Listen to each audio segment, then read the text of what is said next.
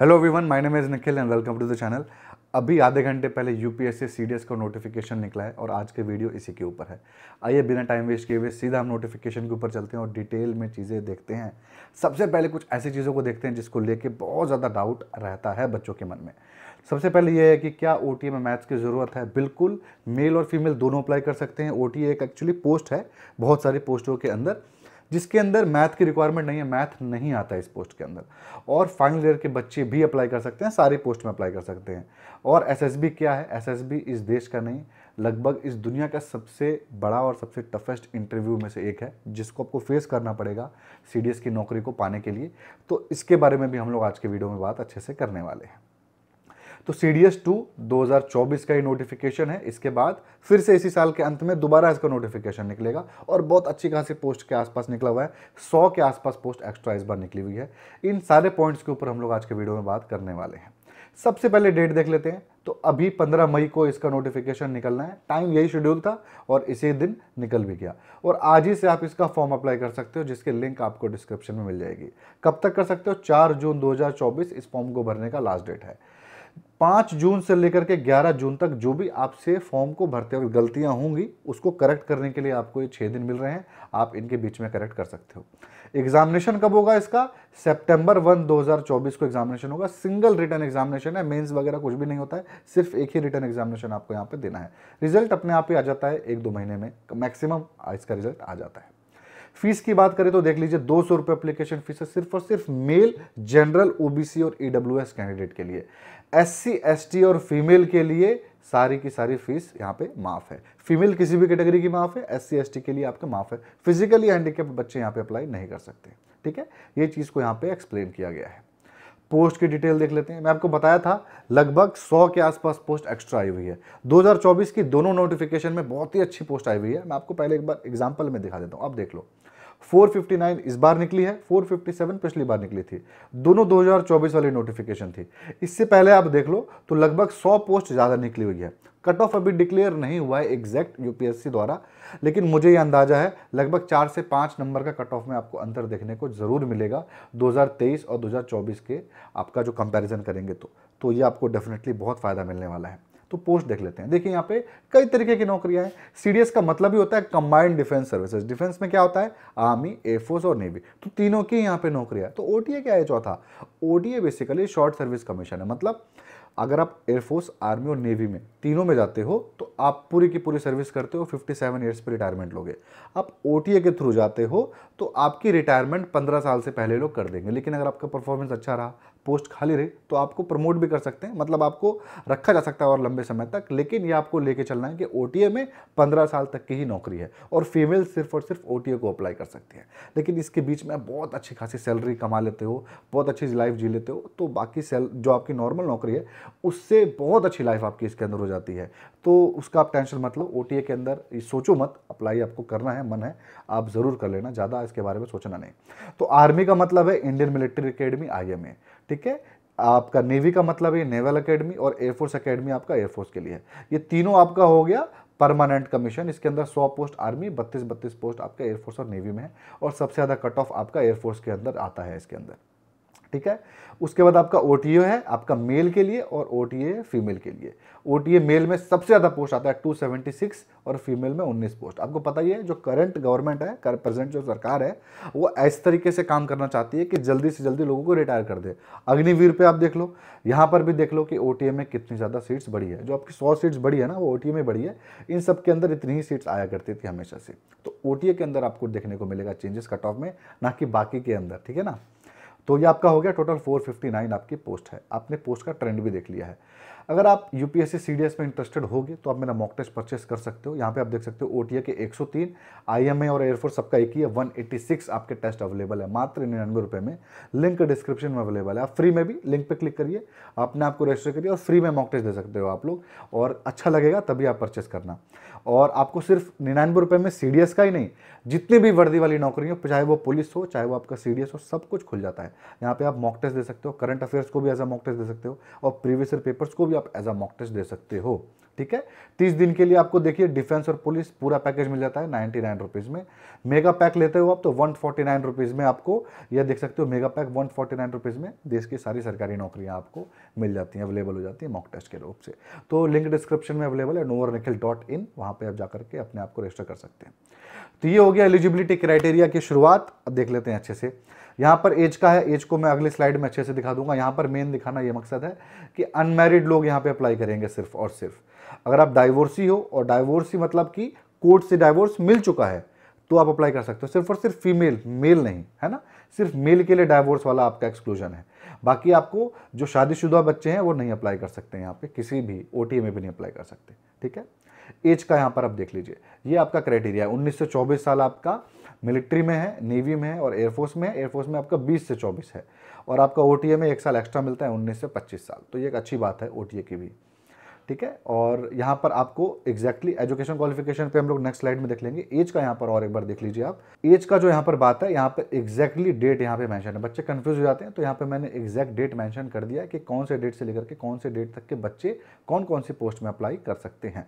तो इसका लिंक आपको डिस्क्रिप्शन में, स्लाइड को भी आप चाहो तो डाउनलोड कर सकते हो। टेलीग्राम पर वैसे फॉलो कर लो, वहाँ पे स्लाइड आपको मिल जाएगा।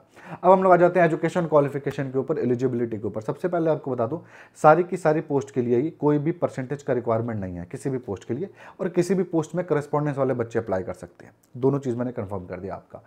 आर्मी का देख लेते हैं। आर्मी का और OTA का मेल फीमेल किसी भी आपका अप्लाई करना हो, एक ही एजुकेशन क्वालिफिकेशन है जिसका कि कोई ग्रेजुएट अप्लाई कर सकता है। परसेंटेज का कोई रिक्वायरमेंट नहीं है।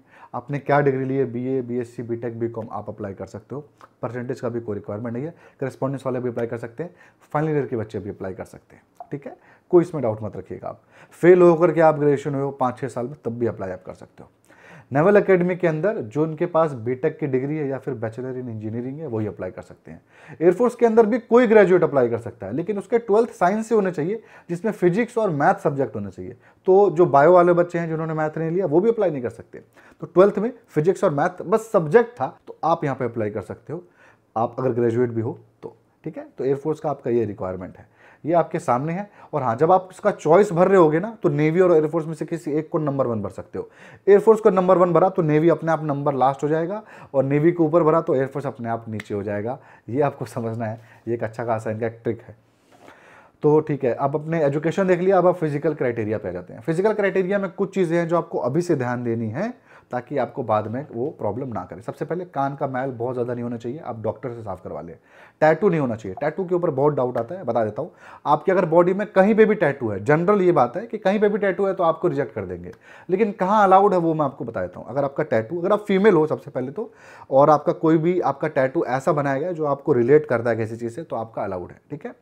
अगर आपका टैटू कहीं पे भी है और कुछ अजीबोगरीब है, कुछ भी अजीब सा लिखा है, कमीने लिखवा लिया आपने, तो आप अलाउड नहीं होगे कहीं पे भी आपका हो तो।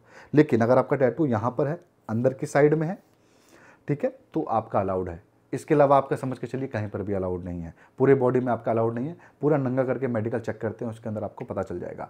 हालांकि आप टैटू रिमूवल के टेक्निक्स आ चुके हैं। अगर आप शेड्यूल ट्राइब हो तो आपका टैटू कहीं पर भी हो तो अलाउड है, ठीक है, अगर आपका ट्राइबल टैटू है तो। उसके बाद आपका जो बच्चों को हाइड्रोसिल हो जाता है, यानी आपके जो टेस्टिकल्स होते हैं उसके साइज़ बड़े छोटे हो जाते हैं, इसको भी आप करेक्ट करा लो। हो सकता है कोई इन्फेक्शन हो तो आपका ये करेक्शन आप करवा लो डॉक्टर के पास से पहले। ओवरवेट हो या फिर अंडरवेट हो तो आप इसका भी प्रॉब्लम अभी से सॉल्व करा लो। पाइल्स आपको यानी बावासीर है तो इसका भी चेक करा लो। और गायनोकोमेस्ट्री यानी मेल बूब्स आपका है तो भी आप चेक करा लो। ये सारी चीज़ें वो मेडिकल में चेक करते हैं, इसलिए मैं आपको अभी बता देता हूँ। हाइट की रिक्वायरमेंट क्या है यहाँ पे, तो 157 सेंटीमीटर यहाँ पे रिक्वायरमेंट है, जो कि बहुत अच्छी रिक्वायरमेंट है। आपकी रिलैक्सेशन करके 152 है। नॉर्मली वर्दी की नौकरी में 165 मिनिमम रहती है, तो यहाँ पे एक बहुत अच्छी बात है ये। आंख का क्राइटेरिया, बच्चे बहुत ज़्यादा डाउट में रहते हैं यार कि आंख का क्राइटेरिया क्या है सर, और आपको बताइए। सबसे पहला नोटिफिकेशन खोल के आपको ये आपको चार्ट दिखता है। सबसे पहले आप ये हटा दो, ये 12वीं के बच्चों के लिए, ये आपके लिए नहीं है, ग्रेजुएट बच्चों के लिए, और ये भी आपके लिए नहीं है, दोनों को आप हटा दो। कहीं इसको देख के खुश हो जाओ और इसको देख के दुखी हो जाओ और सोचो कि भाई हमारे लिए ये है, सीडीएस के लिए ये इंपॉर्टेंट है आपका आंख का क्राइटेरिया। इस क्राइटेरिया को समझने के लिए जो चीज़ समझनी है वो आपको बता दो। 6x30, 6x6 आप देखते हो, इसका मतलब ये है 6 मतलब कि 6 मीटर और छठी लाइन। आपको 6 मीटर से, अगर आप वो देखे होगे, आंख का कभी भी टेस्ट कराया होगा, तो सबसे नीचे वाली लाइन सबसे छोटी होती है। वो अगर आप उस लाइन को पढ़ लेते हो 6 मीटर की दूरी से, तो आपका आंख 6/6 है। अगर आप उसके ऊपर वाली तक पढ़ पाते हो तो 6/12 है। तो इस तरीके से आपका 6/24 है। तो काफ़ी ऊपर वाली जो लाइन होती है ना, वो 6/60 होती है। तो अगर आप नंगी आंखों से वो भी पढ़ लेते हो तो आपका आंख ठीक है, आप अप्लाई यहाँ पे कर सकते हो। ज़्यादातर बच्चे ये भी नहीं कर पाते हैं, ठीक है। और इसके अलावा आपको यहाँ पर मैंने दिखा दिया 6/60 अलाउड है, लेकिन जब आप चश्मा पहनोगे तो आपका आंख 6/6 होना चाहिए। ऐसा कोई प्रॉब्लम ना हो जो कि चश्मे से भी करेक्ट ना हो सके, तो आप नहीं अप्लाई कर सकते हो, ठीक है। ये आपका हो गया आर्मी के लिए और आपका ओटीए के लिए। आ जाते हैं हम लोग नेवी के लिए। नेवी के लिए 6/12 तक आपका अलाउड है, बस इतना ही अलाउड है, यानी एक लाइन ऊपर तक आपको मिनिमम पढ़ना ही पड़ेगा। और आपका एयरफोर्स के अंदर भी ऐसा रिक्वायरमेंट है, आप देख सकते हो 6/9 करेक्ट होने के लिए बाद है ये वाला। और ये आपका है जो आपका +1.5 तक जो आपका है वो आपका यहाँ पे अलाउड है, इससे ज़्यादा आपका पावर रहता अलाउड नहीं है। ये आपका हो गया सारा का सारा क्राइटेरिया। फिजिकल एग्जाम पैटर्न पे आ जाते हैं, क्या प्रोसेस से गुजर के आपकी नौकरी लगने वाली है। प्रोसेस सिंपल है, एक रिटन एग्जामिनेशन है, एक आपका इंटरव्यू जिसको हम एसएसबी बोलते हैं, ठीक है। रिटन एग्जामिनेशन देखिए आपके सामने। अगर आप ओटीए के लिए अप्लाई करते हो तो आपको बस ये 2 पेपर देना है, जनरल नॉलेज और इंग्लिश। अगर आप बाकी किसी भी पोस्ट के लिए अप्लाई करते हो तो आपको ये तीनों देना है। तो सबसे पहले आपका पेपर होगा, जब आप देखो आप जाओगे एग्जाम हॉल में तो सबसे पहले आपका जो पेपर होता है वो होता है इंग्लिश का। इंग्लिश का आप पेपर दोगे, 2 घंटे में 120 क्वेश्चन होता है। उसके बाद 1 घंटा आराम, फिर आपका जनरल स्टडीज़ का पेपर होता है, उसके में भी आपको 2 घंटे लगते हैं। उसके बाद जो ओटीए वाले बच्चे होते हैं, सेम पेपर होता है सबका, वो घर चले जाते हैं। जो बाकी अदर वाले पोस्ट वाले बच्चे हैं वो रुक जाते हैं वो 1 घंटा, और उसके बाद उनके मैथ का पेपर होता है। इस तरीके से आपका प्रोसेस चलता है, ठीक है। तो ये पेपर एक्चुअली में सेम ही होते हैं, इसलिए यहाँ पे देखो पेपर का कोड भी सेम है, 11 और 12। बस ये 13 नंबर का कोड ओटी वाले बच्चे नहीं देंगे। 2-2 घंटे का आपका पेपर है, 100-100 नंबर का है, लेकिन जनरल अवेयरनेस में और आपका इंग्लिश में 120 क्वेश्चन आते हैं, ध्यान रहे। मैथ में 100 ही क्वेश्चन आपके बनते हैं, और आपका मिनिमम जो है 20 नंबर आपको लेकर के आना है हर एक सेक्शन में पास होने के लिए, मिनिमम। और ऐसा कुछ कट ऑफ नहीं निकलता है, बस आपको 20 नंबर चाहिए। इसके अलावा और कोई भी यहाँ पे क्राइटेरिया नहीं है, बस एक ही यही रिटन एग्जामिनेशन है, और कोई रिटन एग्जामिनेशन आपका नहीं है। तो ये हमने सब देख लिया। अब हम एसएसबी के बारे में आपको शॉर्ट में बता देता हूँ। एसएसबी देखिए क्या है। रिटन एग्जामिनेशन दोगे, आपके पास मेल आएगा कि हाँ भाई आप सिलेक्ट हो चुके हो, आप इन एसएसबी में से कोई भी एसएसबी आप चूज़ कर लो। जैसे ही आप एसएसबी अपना चूज़ करोगे उसके बाद आपका कॉल आ जाएगा, आप उस डेट को वहाँ पे पहुँचोगे। पहुँचते ही आपका 5 दिन का प्रोसेस होता है एसएसबी का, लेकिन पहले दिन पास हो जाओगे तो ही आप 4 दिन टिकोगे, वरना नहीं टिकते हो। सबसे पहले दिन होता है आपका स्क्रीनिंग टेस्ट। स्क्रीनिंग टेस्ट में 2 पार्ट होता है, एक आपका छोटा सा रीजनिंग का टेस्ट लेंगे वो लोग, उसके बाद आपका होता है PPNDT, picture perception and description test, जिसमें आपको धुंधली फोटो दिखाई जाएगी, उससे आपको कहानी बनानी होती है। ये एक बहुत प्रैक्टिस्ड टेक्निक है इसके अंदर, जो कि आपको प्रैक्टिस कर करके वहाँ पे जानी होती है। नहीं भी जाओगे तो कई बच्चे ऐसे भी हो जाते हैं, लेकिन आपको प्रैक्टिस करके जानी होती है। फिर जो बच्चे इन टेस्ट में पास हो जाते हैं, 70% बच्चे यहीं छट जाएंगे। जो यहाँ पास हो जाता है वो बाकी दिन रुकेंगे 4 दिन। 4 दिन में किसी दिन आपका ग्रुप टास्क होगा, किसी दिन आपका टोटली आपका ग्रुप डिस्कशन होगा, किसी दिन आपका एक अलग फिजिकल टास्क लेंगे वो लोग। दौड़ भाग ये सब नहीं होता कि बहाली जैसा, नॉर्मल फिजिकल टास्क लेंगे ब्रेन का और आपका ग्रुप टास्क के पॉइंट ऑफ व्यू से, कि आप एक ऐसे बंदे हो कि नहीं जो ग्रुप में लोगों को लेकर के चले, या फिर आप इंडिविजुअल हो, इन सबको देख करके। उसके बाद आपका कॉन्फ्रेंस होगा, पर्सनल इंटरव्यू होगा, उसके बाद आपको पता चलेगा कि आप सिलेक्ट हुए हो कि नहीं। जैसे आप सिलेक्ट हुए होगे, आपको चेस्ट नंबर मिलता है, सपोज करो चेस्ट नंबर 25 से आपका यहाँ पे प्लस लिख जाएगा, मतलब ये बच्चा एसएसबी पास हो चुका है, ये जाएगा इंटरव्यू देने के लिए, सॉरी मेडिकल देने के लिए जाएगा। तो ये आपका प्रोसेस है एसएसबी का, और आई थिंक आपको समझ में आ गया होगा। ये टफ तो है।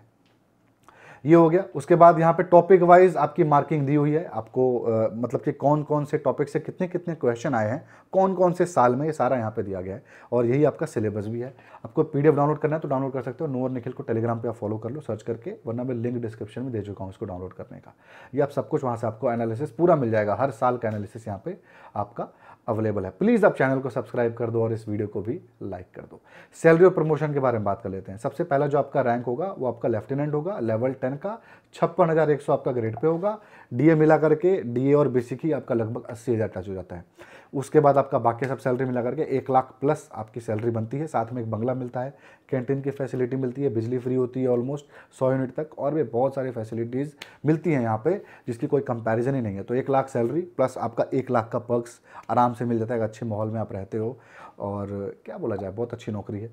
सैलरी वाइज भी, प्रमोशन वाइज भी आप देख सकते हो, किसी भी लेवल तक पहुंच सकते हो। सीडीएस के थ्रू ही एयरफोर्स के चीफ, एयरफोर्स थे जो लास्ट चीफ थे, वो एयरफोर्स के चीफ जो सीडीएस के थ्रू गए थे, तो आप समझ सकते हो कि चीफ बन सकते हो। तो बहुत अच्छा है, इसके अंदर प्रमोशन का भी चांस है। अब हम किताबों के बारे में बात कर लेते हैं। किताबों के लिए बहुत ज़्यादा डाउट होता है, तो यहाँ पर दी बेस्ट किताब मैं आपको बताने वाला हूँ। सबसे पहले जो आपको, अगर आप सीडीएस में, मतलब भाई सीडीएस करना ही करना है ऐसा आपके दिमाग में है, तो ये 3 किताब आप परचेस कर लो, या फिर इन तीनों में से जो सब्जेक्ट आपका वीक हो आप उसको तो डेफिनेटली परचेस कर लो। इसके अंदर प्रीवियस ईयर पेपर्स दिए गए और इतने ज़्यादा इसके अंदर क्वेश्चंस रिपीट होते हैं ना, भले यूपीएससी है। हाँ, जनरल नॉलेज के अंदर को मैं नहीं कहूँगा रिपीट होते हैं, इसके अंदर नहीं होते हैं, लेकिन इंग्लिश के अंदर और मैथ के अंदर रिपीट होते हैं, और इंग्लिश का तो पैटर्न एकदम रिपीट होता है। तो आपको आंख बंद करके प्रैक्टिस के लिए इन किताबों को परचेस करना है। इनकी लिंक डिस्क्रिप्शन में अवेलेबल है। दी बेस्ट किताब है आपके लिए, जो कि प्रैक्टिस के लिए अवेलेबल है। इससे अच्छी किताब मैं नहीं जानता हूँ। गाइड चाहिए आपको, सिंगल गाइड की सर बहुत ज़्यादा किताबों का नहीं मुझे ढेर लगाना है, मुझे एक किताब बताओ। तो ओटीए के लिए आपकी ये किताब है, जिसके अंदर आपका जनरल नॉलेज और इंग्लिश दिया हुआ है। आंख बंद करके इसको परचेस कर सकते हो, बहुत अच्छी किताब है और लेटेस्ट एडिशन है। इसके अंदर प्रीवियस ईयर के पेपर भी दिए गए हैं। ठीक है, अगर आप प्रैक्टिस किताब पढ़ सकते हो ना, तो ये किताब परचेस करना। सबसे पहले परचेस तो ये प्रीवियस ईयर पेपर वाले करना है, बहुत काम आपके आएंगे। उसके बाद आपको गाइड की चाहिए होगी जरूरत, तो ये कर लेना। हाँ, अगर आपके पास पैसे कम है, एक ही किताब परचेस कर सकते हो, तो आप ये गाइड कर लेना। इसमें पेपर्स भी मिल जाएंगे और आपको गाइड भी मिल जाएगा। लेकिन आपको ओटीए नहीं, आईएमए वगैरह सबके लिए तैयारी करते हो, तो आपने एक ओटीए की किताब ली, और मैथ के लिए आपको अलग से किताब लेना पड़ेगा सीडीएस का। ये भी बहुत अच्छा किताब है, सेकंड एडिशन है और ये भी लेटेस्ट आपका एडिशन है। तो कोई डाउट नहीं है कि ये किताब वन ऑफ द बेस्ट में से एक है। इन दोनों की लिंक मैं आपको डिस्क्रिप्शन में दे दूंगा। सारे इसके अंदर सिलेबस कवर्ड है, आप इनको परचेस कर सकते हो। प्रीवियस ईयर पेपर्स भी इसके अंदर आपका अवेलेबल है।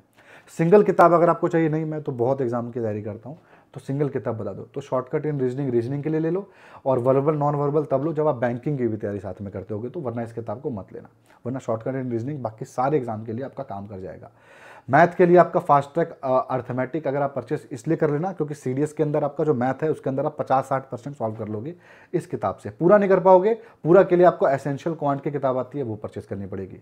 ठीक है, कंप्यूटर के लिए आप ये किताब परचेस कर सकते हो, लेकिन आप एसएससी रेलवे पे ध्यान है तो ये किताब परचेस किए होगे, तो इसी से पढ़ लो, ज़्यादा घुसने की जरूरत नहीं है। इंग्लिश के लिए दोनों किताब में से जो सस्ती हो ले लो, दोनों ही बहुत अच्छी किताबें हैं। ठीक है, जनरल नॉलेज की इंसाइक्लोपीडिया परचेस कर सकते हो, ये भी बहुत अच्छी किताब है जनरल नॉलेज के लिए। हाँ, साइंस का इसके अंदर बहुत इंपॉर्टेंट रोल है, बहुत क्वेश्चन आते हैं, तो ये किताब दी बेस्ट किताब में से एक है साइंस के क्वेश्चन को निपटाने के लिए। तो प्रीवियस ईयर पेपर्स पहले परचेस कर लेना, फिर भी आपके पास पैसे बचते हैं तो ये किताब परचेस करना बहुत आपको फायदेमंद रहेगी। सिलेबस आपने देख लिया है, सबकी आपको लिंक डिस्क्रिप्शन में मिल जाएगी, आप इनको डाउनलोड कर सकते हो। इस सिलेबस है आपका। कट ऑफ भी आपके सामने आप देख सकते हो। आईएमए का 136 बताया था मैंने आपको, एयरफोर्स का सबसे ज़्यादा निकलता है 147, ओटीए का 100 है। 2022 का आपका कट ऑफ है, तो आपका जो कट ऑफ निकलेगा मुझे लगता है 96 के आसपास निकलेगा ओटीए का। बाकी सबका आपका कट ऑफ ऑलमोस्ट ऐसा ही रहेगा, थोड़ा ज़्यादा ही होगा, 1-2 नंबर कम नहीं होगा। कट ऑफ भी है, सब आप देख सकते हो, सारा कट ऑफ का ट्रेंड वगैरह हर एक चीज़ मैंने अच्छे से यहाँ पे दिया हुआ है। ठीक है, सारा आपने पीडीएफ वगैरह में देख लिया, सब कुछ डाउनलोड कर लेना, और आई थिंक सब डाउट मैंने आपके यहाँ पे क्लियर कर दी हैं। यही था आज के वीडियो में। आपने सीडीएस की सारी इन्फॉर्मेशन देख ली, यहाँ तक आपने देखा है, वीडियो को लाइक करिएगा, चैनल को भी सब्सक्राइब करिएगा। धन्यवाद देखने के लिए।